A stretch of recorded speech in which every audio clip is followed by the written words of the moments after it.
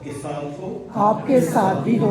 आज की अंजीर मुक़द्दस मरकज़ के मुताबिक। ऐ खुदावंद तेरी कृपा। उसके नाम बाप से। उस वक्त यीशु ने पतरस और याकूब और यूहन्ना को साथ लिया और उन्हें एक ऊंचे पहाड़ पर अलहदगी में ले गया, और उनके सामने उसकी सूरत बदल गई और उसकी पोशाक ऐसी दरख्शां नहायत सफ़ेद हो गई कि दुनिया में कोई कसार वैसी नहीं कर सकता। और इलियास मूसा के साथ उन्हें दिखाई दिया, और वो यीशु के साथ बातें करते थे। और पतरस ने यीशु से मुखातिब होकर कहा कि रब्बी, हमारा यहाँ रहना अच्छा है, इसलिए हम 3 डेरे बनाएं, एक तेरे लिए और एक मूसा के लिए और एक इलियास के लिए, क्योंकि वो जानता न था कि क्या कहता है, इसलिए कि वो बहुत डर गए थे। तब एक बादल ने उन पर साया कर लिया, और उस बादल में से आवाज़ आई कि ये मेरा बेटा है अल महबूब, इसकी सुनो। उन्होंने यकायक नज़र दौड़ा कर सिवाय अकेले यीशु के और किसी को अपने साथ न देखा। और जब वो पहाड़ पर से उतरते थे तो उसने उन्हें मना किया कि जब तक इब्ने इंसान मुर्दों में से ना जी उठे, जो कुछ तुमने देखा है किसी से ना कहना। और वो उस कलाम को अपने पास इख्फा करके एक दूसरे से बहस करते थे कि मुर्दों में से जी उठने से क्या मुराद है। मेरे अज़ीज़ों, यह है आज की इंजील मुक़द्दस। उसको सीधा समझ के खताएं माफ़ की जाए। अब सिकरिस्ता है। मेरे पास तशरीफ़ रखें। खुदा का हम सब के लिए मंसूबा है, और वो मंसूबा जो है निजात का मंसूबा है। खुदा ने इंसान को अपनी सूरत पर बनाया, अपने जैसा बनाया कि इंसान खुदा के साथ वफादारी के साथ चले। लेकिन लूसीफर जो कि फरिश्ता था और उसने खुदा की मुखालफत की, बगावत की, खुदा को सजदा नहीं किया, और खुदा ने उसे आसमान से नीचे गिरा दिया। वो अकेला नहीं आया, अपने साथ और भी फरिश्तों के साथ ले आया। इस तरह मुसलसल वो बगावत को फैलाता रहता है इंसानों में, खुदा के खिलाफ चलता है। आदम से लेकर हम सब तक ये अमल जारी है। कोई भी नहीं बख्शा कि नहीं दिया है, उसने सबको आजमाया है। इसलिए खुदा के बरगज़ीदा थोड़े हैं, खुदा के बरगज़ीदा होने की ज़रूरत है। खुदा चाहता है कि हम रास्तबाजी की ज़िंदगी बसर करें। खुदा को इंसान से नफरत नहीं बल्कि उसके गुनाह से नफरत है, और गुनाह की मजदूरी जो है वो मौत है। खुदा हमें मौत से बचाता है, ज़िंदगी देता है। खुदा हमारी फिक्र करता है। नूह के ज़माने में भी जब गुनाह बहुत बढ़ गया था तो खुदा ने एक ख़ानदान चुना, और वो नूह का ख़ानदान था, और उससे कहा कि वो एक कश्ती बनाए। और उसका बहुत मजाक उड़ाया गया। उसका ख़ानदान जब उस कश्ती में सवार होता है तो वो सिर्फ ख़ानदान को नहीं बल्कि कायनात के जानवरों को बचाता है। उस कश्ती में जितने सवार होते हैं वो बच जाते हैं, और जो सवार नहीं हुए थे वो सब डूब गए थे। इसलिए रोज़ों के ये आयाम जो है ये कश्ती की तरह है। कलीसिया हमें इन रोज़ों के आयाम में कफ़ारे की बात करती है, रियाज़त की बात करती है, परहेज़गारी की बात करती है, रोज़े और खैरात और इस तरह दुआ की बात करती है, ताकि हम इन आयाम में भरपूर तरीके से शिरकत करें। ये सफ़र है, रूहानियत का सफ़र, बंदगी का सफ़र है जो अपने खुदा के साथ हम करते हैं।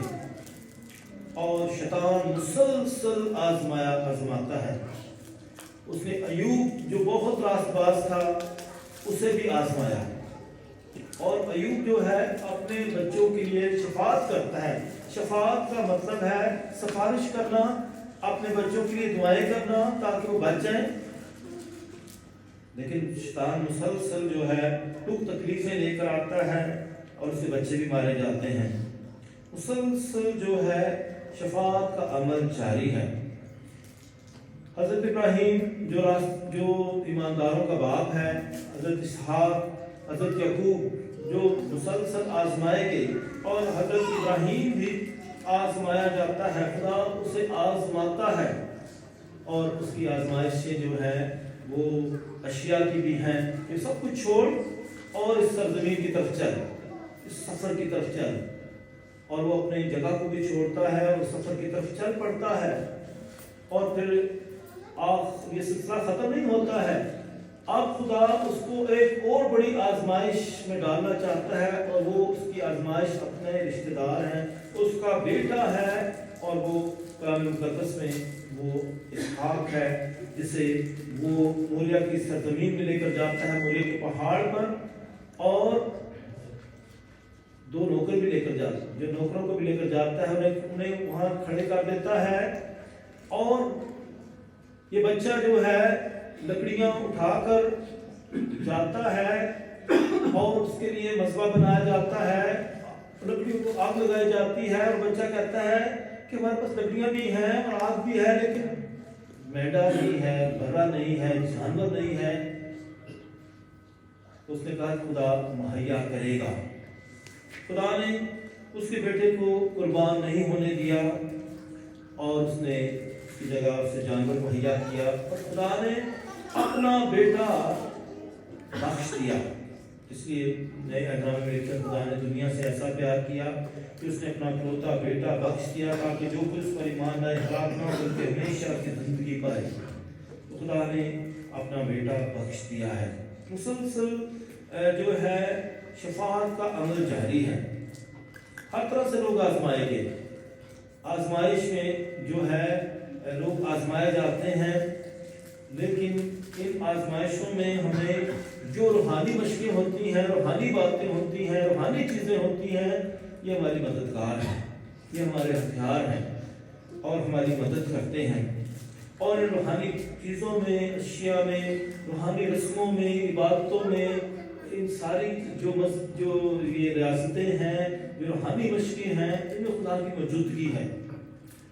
और इसी तरह जो नबी भी थे वो भी आजमाए जाते थे, तरह तरह से आजमाए गए। दानिया नबी भी आजमाया जाता है, और दानिया नबी किताब में लिखा है कि किस तरीके से जो है रोज़े रखना, और इस तरह दुआएं करना, मिन्नत समाजत करना, और राख जो है अपने सर पर डालना, राख पर बैठना, ये सारे रोज़ा रख कर दरख्वास्त करना, तजा करना। तो ये सारे अमल जो है शफाअत के अमल हैं कि मुसलसल जो है किसी के लिए अपने लिए रियासत करना, और रोज़ा रख कर रियासत करना, और इस तरह गिरहज़ारी करना कि खुदा जो रहम करता है, कर्ज खाता है, वो बहाली लेकर आता है। तो ये मुसलसल अमल होता रहा है, गिरहज़ारी होती रही है, और नबियों ने भी ऐसा किया है, अपनी कौम के लिए शफाअत की है।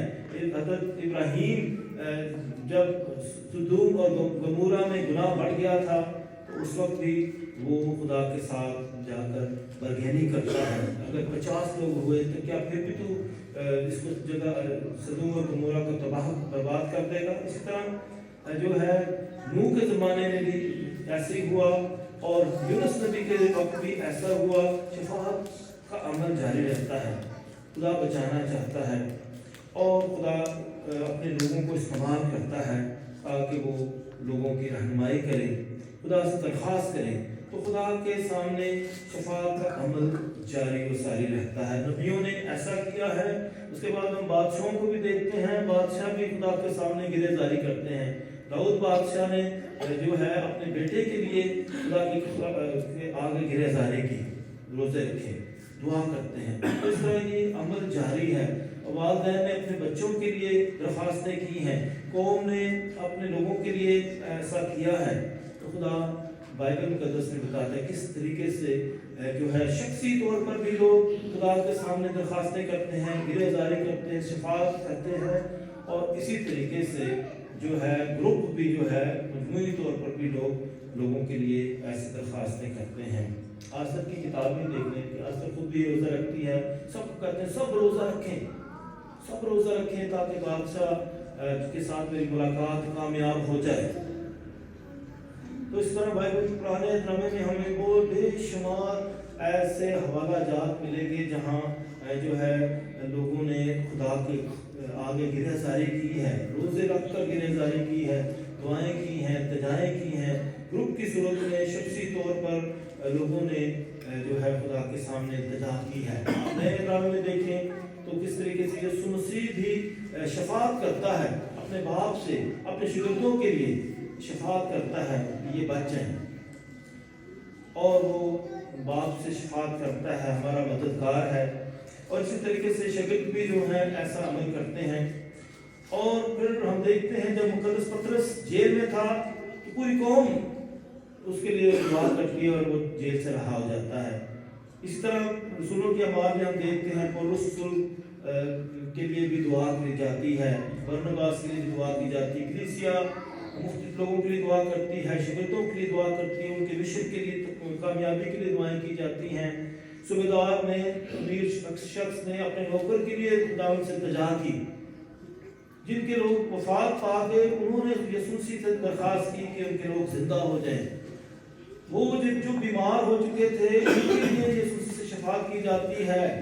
والدین جو ہے یسوع مسیح کے پاس آتے ہیں کہ ہمارے بچوں کو برکت دے، یہ بھی شفاعت ہے، درخواست کی جاتی ہے۔ اس طرح بیمار جو ہیں یسوع مسیح سے درخواست کرتے ہیں۔ اور اسی طرح ہم دیکھتے ہیں کہ مختلف لوگ جو ہیں اپنے رشتہ داروں کے لیے، اپنے عزیزوں کے لیے التجائیں کرتے ہیں۔ اور پھر ہم مزید دیکھتے ہیں یعقوب کے خط میں، یعقوب جو مذہبی رہنماؤں کو کہتا ہے کہ جو ہے لوگوں کے لیے جو ہے شفا کے کام کریں، ان پر ہاتھ رکھیں تاکہ ان کو برکت ملے، کہ گناہ معاف ہو جائیں۔ اور اسی طرح ہم دیکھتے ہیں کہ سب کے لیے التجائیں کرنا، سب کے لیے دعائیں کرنا، تو یہ خاص دن ہے کہ ہم اپنے لیے بھی، ایک دوسرے کے لیے، پوری دنیا کے لیے، دشمنوں کے لیے بھی شفاعت کریں، ان کے لیے دعائیں کریں۔ مسلسل یہ عمل جاری ہے۔ اور قصہ مریم کو بھی سے بھی ہم شفاعت کرتے ہیں، وہ ہمارے لیے سفارش کرے، روزری کی عبادت ہم کرتے ہیں۔ اسلام مقدسین بھی جو ہیں دعائیں کرتے ہیں، اور رسول نے خود فیمون کے خط میں کہا کہ میرے لیے دعا کرو۔ تو اسی طرح بائبل مقدس میں جو بھری ہوئی ان باتوں سے کہ سفارش کی جاتی ہے، اور وہ والدہ جو ہے اپنے بیٹوں کے لیے، یوحنا اور یعقوب کے لیے دعا کرتی ہے کہ ایک تیرے دائیں طرف بیٹھے، ایک تیرے یسوع تیرے بائیں طرف بیٹھے، درخواست کرتی ہے۔ تو بہت ساری ہمیں ہمارے پاس جو ہے درخواست کے عمل ملتے ہیں۔ وہ ڈاکو بھی کہتا ہے، یسوع سے سفارش کرتا ہے کہ جب تو خدا کی بادشاہت میں چلا جائے تو مجھے بھی یاد کرنا۔ تو اس طرح اپنے لیے، دوسروں کے لیے درخواستیں کرنا، دعائیں کرنا، اور روزے رکھ کر دعائیں کرنا، تو خدا ہمیں مشکلات میں ہماری مدد اور رہنمائی کرتا ہے۔ تو مسلسل یہ عمل جاری ہے۔ کلیسیا میں اسی لیے اس سفارش کا جو ہے نا، میڈیشن کا، یسوع مسیح ہمارا درمیانی ہے، باپ کے پاس ہمارے لیے التجا کرتا ہے۔ پاک روح کو بھی مددگار کہا گیا ہے کہ وہ ہمارے لیے التجا کرتا رہتا ہے، ہمارے لیے دعا کرتا رہتا ہے، اور ہمارا مددگار ہے۔ یسوع بھی ہمارا مددگار ہے، ہمارا نجات دہندہ بھی ہے۔ اسی طرح ہم بھی ایک دوسرے کے مددگار ہیں، ایک دوسرے کی دعائیں کرتے ہیں۔ تو خدا ہمیں ایک دوسرے کا مددگار بناتا ہے۔ شوہر بیوی کی مددگار ہے، اور بیوی شوہر کی مددگار ہے۔ اس طرح ہم ایک دوسرے کے مددگار ہیں۔ بابو جی آپ کے مددگار ہیں، وہ میرے مددگار ہیں، ہم ہمیشہ صاحب کے مددگار ہیں۔ اسی طرح ہم ایک دوسرے کے مددگار ہیں، اچھے کاموں کے لیے، روحانی کاموں کے لیے، پاسبانی کاموں کے لیے، شفا کے کاموں، خدا کے مشن کے لیے، یسوع مسیح کی منادی کے لیے ایک دوسرے کے مددگار ہیں۔ آپ بھی کلیسیا میں ایک مددگار ہیں۔ ایک کوائر جو ہے، اور بھی چرچ میں جو آپ کام کرتے ہیں، مختلف طریقوں سے عبادت کو جو ہے آرگنائز کرنے میں اور ترتیب دینے میں، آپ سب مددگار ہیں۔ مختلف طریقوں سے خدا آپ سے کام لیتا ہے، آپ کو مددگار بناتا ہے تاکہ آپ ایک دوسرے کے مددگار ہوں۔ اس طرح مسلسل عمل جاری ہے۔ تو ہم جو ہے درخواست بھی کرتے ہیں مقدسین سے، مقدسین ہمارے لیے دعا کریں، ہمارے لیے سفارش کریں، خدا کے بہت قریب ہیں۔ اسی طرح ہم دعا میں ایک دوسرے کے بہت قریب ہو جاتے ہیں، اور ہمارا سب سے بڑا مددگار हमारा खुदावंद यीशु मसीह ही है, जो कि पौलुस को भी फरमाते हैं कि खुदा ने अपना बेटा देने से दरेक नहीं किया। अजीजों, इंजील के लिए दुख सहने पर शरीक हो, इंजील के लिए दुख सहने पर में शरीक हो उस खुदा की कुदरत के मुआफिक जिसने हमें बचाया और पाक बुलावे से बुलाया है, हमारे अमाल के मुआफिक नहीं बल्कि अपने इरादे और उस फजल के मुआफिक जो मसीह यीशु ने ज़मानों के वक्तों से पेशतर हमको दिया गया और अब हमारे बचाने वाले मसीह यीशु के ज़हूर से ज़ाहिर हो गया है, जिसने मौत को नीस और हयात और बका को उस इंजील के वसीले से रोशन कर दिया है। तो इस तरह मसीह रसूल हम सब बुलाए हुए हैं, हम भेजे हुए हैं और एक दूसरे के मददगार हैं। हम खुदा के मिशन में शरीक हैं, उसके शागिर्द हैं। उसने हम सबको भेजा है और हम सबको मुकर्रर किया ताकि हम उसके काम को आगे बढ़ाएं। यीशु मसीह के 12 शागिर्द थे और उसके साथ उसके 72 शागिर्द भी थे। 12 वो जो थे उसके हमेशा उसके साथ साथ रहते थे। 72 थे, जहाँ कहीं भी थे वहीं से वो खिदमत करते रहते थे, मुख्तलिफ वो काम करते थे। लेकिन 12 जो थे हमेशा उसके साथ रहते थे, 12 शागिर्द। और 12 शागिर्दों में भी 3 ऐसे शागिर्द थे जो कि कोर ग्रुप था, जो बहुत ही करीबी था, और उनमें पतरस, मुकद्दस पतरस और याकूब और यूहन्ना, ये तीनों जो थे यीशु मसीह इन तीनों को खास जगहों पर लेकर चलता है। काफी जगहों पर आप देखेंगे तीनों इकट्ठे हैं, और यहाँ पहाड़ पर भी यीशु मसीह सिर्फ इन 3 को लेकर गया है। ये बहुत यीशु मसीह के करीबी हैं और इन तीनों को वो पहाड़ पर लेकर जाते हैं और वहाँ यीशु मसीह उनको नज़ारा दिखाना चाहते हैं।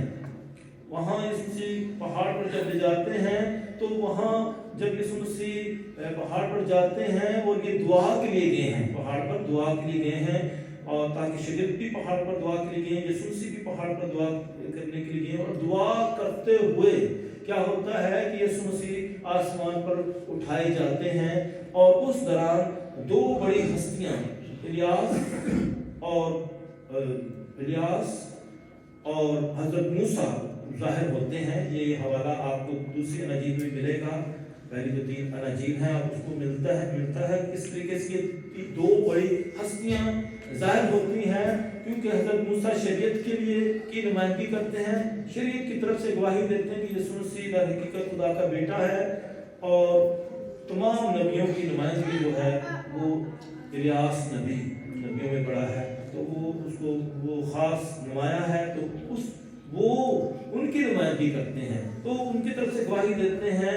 और जब ये शागिर्द ये मंजर देखते हैं कि ये तीनों आपस में बातें करते हैं, तो उस वक्त जो है यीशु मसीह का चेहरा नूरानी हो गया, और इन शागिर्दों ने जब ये मंजर देखा तो उन्होंने कहा कि क्यों ना हम यहाँ 3 डेरे बनाएं, क्योंकि ये भी 3 थे और वो भी 3 थे, तो हम डेरे बनाते हैं ताकि हम यही रहें। इसका मतलब यह था कि हम यही ठहरे रहें, वापस अपने मुश्किलात में ना जाएं, क्योंकि इसके बाद फौरन बाद यीशु मसीह का ट्रायल शुरू होने वाला था, उससे अरेस्ट होना था और इसी तरह सलीबी सफर शुरू होना था, और शागिर्द जो है वहीं ठहरना चाहते थे।